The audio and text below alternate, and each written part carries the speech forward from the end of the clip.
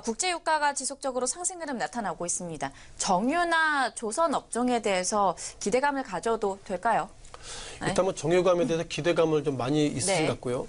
통상 우리가 뭐 이제 뭐 기름이 옛날엔 정말 뭐 900원대였는데 이제는 뭐 1000원대를 넘어섰기 때문에 우리가 처음에는 비싸다 하더라도 이제 둔감이 됐는데요. 뭐 개인은 둔감하지만 일반 기업을 일반 그 원유를 통해서 소위 어떤 그만큼 유가에 대해 상당히 민감한 정유화학업종 이런 부분들이 과연 어떻게 해석할 것인지 그런 부분들이 좀 고민을 가지고 있습니다.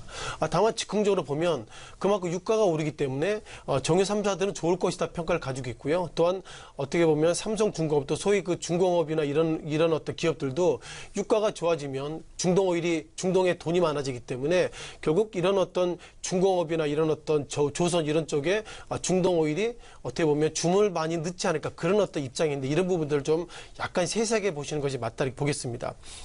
다만 기본적인 틀 같은 경우에는 유가가 지금보다 더 올라갈 수는 없다 이런 관점이기 때문에요. 한번 그런 부분들 좀 보시면 좋겠습니다. 자, 이것도 아마 이번에 주봉을 통해서 좀 보시면 좋을 것 같은데요. 자, 주봉의 패턴입니다. 통상 유가가 상당히 그 소위 중동이 과거에는 소위 중동 거지들도 우리가 좋은 차를 본다고 그렇게 얘기했는데 중동이 최근 들어 돈이 없습니다. 언제부터 없죠? 2014년 같은 경우에는 일단 뭐 배럴당 106달러까지 갔었고요. 2008년 같은 경우에는 배럴당 146달러까지 갔는데 최근 들어서 50달러니까 약 그 3분의 1 토막 났죠. 3분의 1 토막 났기 때문에 이와 관련돼서 과연 앞으로 방향성 어떻게 될 것인지 그런 부분들이 지금 초미의 관심인 것 같습니다. 자, 기본적으로 골드만삭스를 비롯해서 외국계들은 60달러 이상 올라가기 배럴당 60달러 이상 올라가기는 어렵습니다. 이런 평가를 가지고 있고요. 다만 사람 눈이 상당히 좀 간사하다는 표현을 좀 드려봐야 되겠는데요. 2016년 2월 달에는 어떤 배럴당 26달러까지 갔습니다. 이때 어떤 일이 있었죠? 오펙 같은 경우에는 이제 오펙의 기본 생각 그겁니다. 산유량을 조절해가지고 유가를 좀 올리고 싶은데 예상보다 산유량을 조절하다 보니까 산유 가운데서도 어려운 그 소위 국가가 있기 때문에 우리는 뭐 일단 어렵기 때문에 이게 뭐 실은 뭐 배럴당 26달러 하더라도 나 일단 팔 거야. 일단 산유를 많이 증산해서 좀 팔 거야. 그러다 보니까 일단 오펙 관련돼서 기본적인 틀은 좀 깨졌다. 이렇게 말씀드려보겠고요. 자, 그러다 보니까 국내 애널리스트 가운데서 SK이노베이션 그리고 에스올 이런 어떤 흐름들이 지금 보시는 것처럼 유가가 뭐 주봉으로 보더라도 주봉 보면 상당히 좀 어마무시하게 상승했죠. 그러다 보니까 지난 6월 달에 배럴당 42달러 그리고 최근 들어서는 51달러까지 상승했기 때문에 유가는 좋을 것이다. 그런 관점으로 일단 시장에서 대응하고 있다 보겠습니다. 다만 지난 2분기를 좀 보셔야 할 것 같은데요.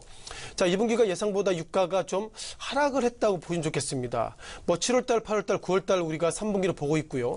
4, 5, 6월 우리가 2분기를 보고 있는데 4월달부터 6월달까지 유가가 하락했는데 그럼 여기서 보셔야 될 것이 유가가 하락했기 때문에 정유 3사가 하락했을까? 이런 어떤 판단부터 보셔야 할 것 같습니다. 즉 유가가 하락할 때 정유 3사가 하락했다면 결국 애널리스트의 판단이 좀 맞다고 좀 보시면 좋겠는데요. 자, 여기서 몇몇 종목들 보시면서 좀 보시면 좋겠습니다. 일단 정유 3사 가운데서 GS를 보시면 좋겠는데요. 자, GS 4월달부터 6월달까지 주가 하락했나요? 오히려 상승했습니다. 그래서 일단 유가가 하락하기 때문에 정유 3사의 주가 하락한다는 이런 어떤 팩트 체크는 틀린 것 같고요. 다만 SOL 같은 경우에는 오히려 4월달부터 6월달까지 유가가 하락할 때마다 주가가 상당히 플랫 즉 편편한 모습을 보이기 있어 이것도 유의성이 안 맞다 보겠습니다. 다만 좀 억측을 하다 보면 2분기는 안 맞았지만 3분기에 유가가 급등했기 때문에 SOL이 주가 급등했다 이렇게 보는데 예상보다 안 맞는 부분을 좀 볼 수 있는 것 같고요. 또 마지막 가운데 SK이노베이션 이 종목도 4월달부터 6월달까지 주가가 상승하지 못했고요. 또한 7월달 이후에 상승했기 때문에 전체 유가의 상승과 이런 부분들을 안 맞다 보겠습니다. 다만 2분기엔 유가 하락했기 때문에 그만큼 정유 3사가 재고 부담이 있다는데 제가 보기에 이런 부분들은 상당히 좀 의미가 좀 떨어지는 것 같고요. 중요한 것은 이제 현대중공업, 삼성중공업 이런 어떤 종목들이 유가가 상승하기 때문에 이제 어떻게 보면 그만큼 수주에 기대감이 된다 이런 부분도 데이터상으로 좀 틀린 것 같습니다. 중요한 것은 이렇게 바라보는 것 같습니다. 실은 정유 3사가 바라볼 때요. 그 유가가 바라볼 때는 통상 샌드오일에 대한 고민을 좀 많이 가지고 있는데요. 샌드오일에 대해서 다시 한번 리뷰를 좀 드려보는 것이 좀 좋을 것 같은데요.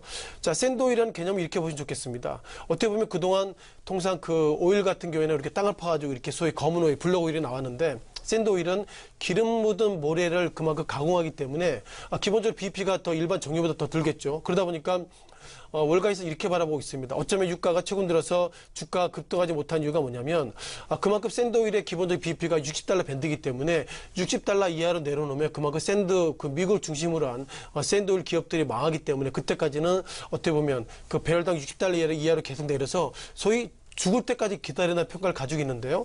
현재까지 어떤 판단인지 모르겠지만 정유 3사를 비롯해서 어떻게 보면 그 미국계 그 몇몇 엑스모빌 비롯해 몇몇 기업들이 예상보다 실적이 부진하는 걸 보면 유가 관련돼서 이제는 뭐 기본적으로 시장에 대한 전략이 틀렸다고 보겠고요. 따라서 유가 관련돼서 몇몇 종목들 정유화학 업종 등이 좋다 틀리다 그런 판단들이 지난 2분기 그리고 3분기 판단을 보면 때로는 맞을 수도 있고 때로는 틀릴 수 있기 때문에 유의성은 없다는 말씀을 드려보겠습니다.